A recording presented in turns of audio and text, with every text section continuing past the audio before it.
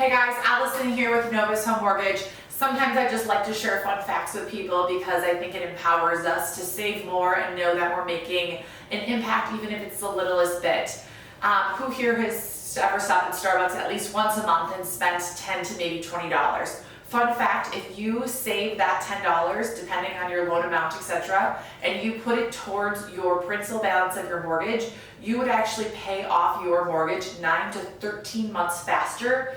Just $10 a month does that. And then even more of a fun fact, if you put $100 extra towards your mortgage balance every single month, you can save up to 13 years on your mortgage. This is huge variances just with a little amount of money.